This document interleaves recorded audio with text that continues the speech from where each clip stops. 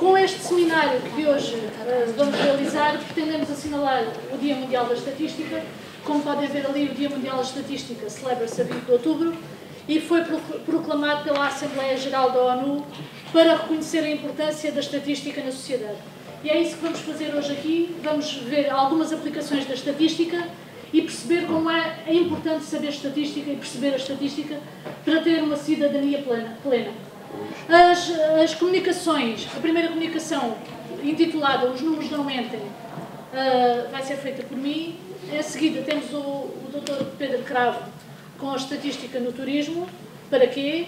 Depois temos o professor Luís Domingos com métodos de segmentação estatística, casos de estudo, e finalmente a professora Fernanda Pereira com a importância da estatística como elemento de suporte da decisão, um exemplo em agronegócios.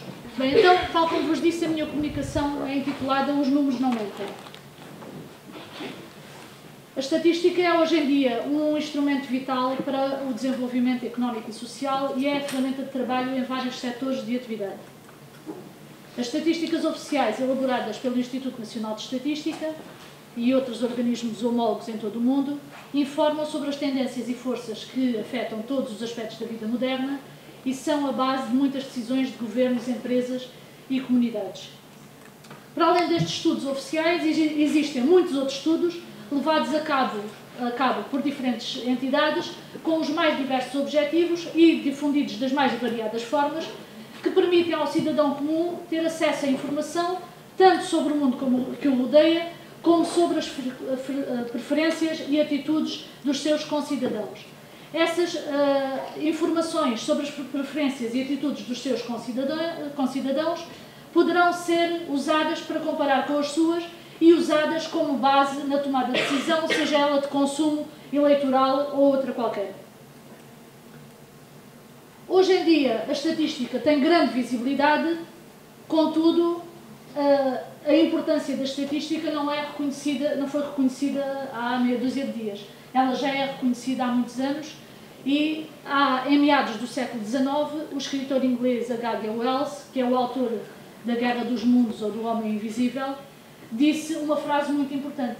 Ele disse que o pensamento estatístico seria um dia tão necessário para uma cidadania eficiente como saber ler e escrever. Esse dia já chegou. Para compreendermos o mundo que nos rodeia, temos que saber estatística.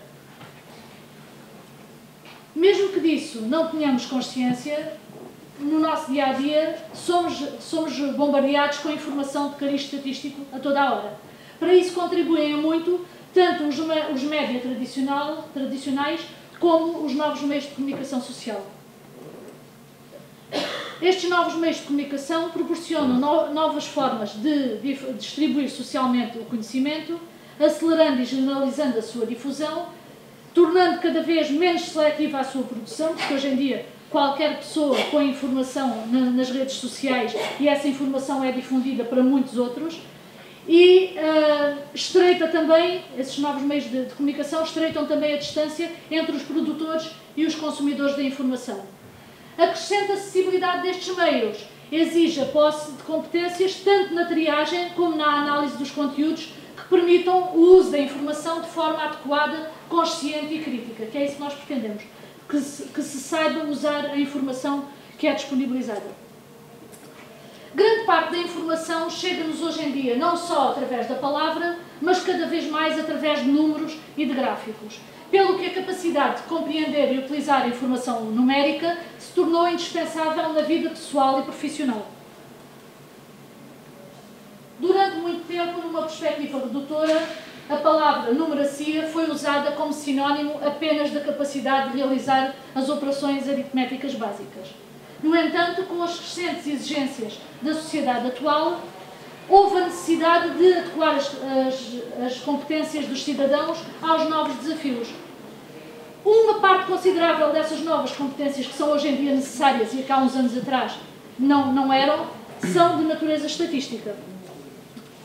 Num cotidiano, hoje em dia, repleto de dados, cada vez mais relevantes e abundantes, torna-se impossível compreender o mundo que nos rodeia sem as adequadas competências de cariz estatístico, a que vulgarmente se chama literacia estatística. Com estes exemplos que eu vou apresentar a seguir, pretendo que vocês se apercebam da grande importância da compreensão da estatística, da grande importância da literacia estatística para a compreensão do mundo que nos rodeia. Porque esse mundo está cheio de informação estatística. Então é necessário que nós tenhamos essas competências. O primeiro exemplo, eu chamei-lhe uma imagem vale mais que 1000 palavras. Toda a gente já ouviu esta expressão e agora vão perceber porque é que eu chamei este exemplo de uma imagem vale mais do que 1000 palavras. O grande poder da estatística, o grande poder que a estatística tem, reside no facto de permitir sumariar grandes quantidades de dados e informar de uma forma que as palavras dificilmente conseguem. Nessa tarefa de representar a informação numérica de forma resumida e ordenada e facilitar a sua leitura e interpretação, existe um recurso muito importante e muito utilizado, que são as representações gráficas. De facto, os gráficos proporcionam a transmissão de grandes quantidades de informação com simplicidade, com rapidez e com atratividade. No entanto, no reverso da medalha temos o quê? Temos a redução do detalhe da informação que é transmitida. Na observação de um gráfico, o que é que acontece? Nós centramos a nossa atenção nos aspectos que apresentam maior destaque e descuramos os restantes. Se o observador daquele gráfico não possuir as competências adequadas à leitura crítica do gráfico, essa observação poderá conduzir a uma interpretação errada do conteúdo que aquele gráfico, do conteúdo dos dados que deram origem àquele gráfico. A utilização de gráficos reveste-se frequentemente de contornos pouco condizentes com o rigor de uma ferramenta científica, sendo manipulados e expressos da maneira que for mais conveniente para determinado fim, induzindo a sua interpretação distorcida. E é aqui que está o problema. O gráfico pode ser feito com dados reais, com dados verdadeiros, mas com um aspecto que induza uma interpretação distorcida da informação que lá está. Uma das técnicas, e hoje vou só falar de uma das técnicas que permite a manipulação de gráficos, que é a técnica que consiste em truncar o eixo das ordenadas. Para isso, para isso, arranjei aqui dados referentes às vendas de veículos ligeiros de passageiros em Portugal nos meses de janeiro de 2012 e de janeiro de 2013. Estes dados são dados oficiais e o que eu fiz foi, usando a forma usual de um gráfico de barras, representar as vendas de automóveis em janeiro de 2012 e em janeiro de 2013. Ora, se perante este gráfico alguém vos dissesse aquela frase que ali está, comparativamente a janeiro de 2012, em janeiro de 2013, houve um enorme aumento na venda de veículos ligeiros, o que é que vocês diziam? Olhando para aquele gráfico. Acham que houve um enorme aumento? Não, não é? Aquele gráfico, por mais descuidada que seja a observação dele, nós olhamos para lá e o que é que vimos? Duas barras praticamente com a mesma altura.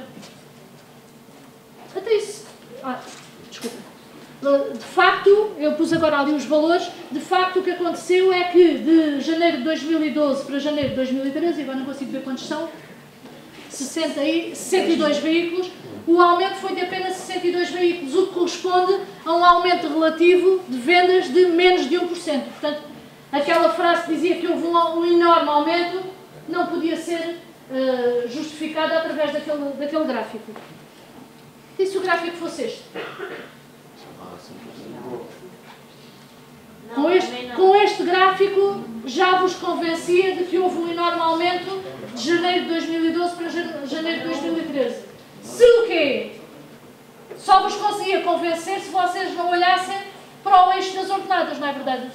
Mas o que acontece nos gráficos habitualmente? Imagina que estamos a ver um programa de televisão. Quanto tempo é que este gráfico vai estar no ar para nós o conseguirmos observar em pormenor?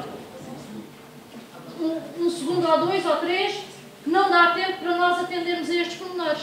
E então, com este gráfico, que está feito com dados reais, que a única diferença que tem para o gráfico anterior é o início do eixo das ordenadas. Portanto, reparem que o eixo dos y no gráfico anterior começava em 0 e aqui não começa em 0.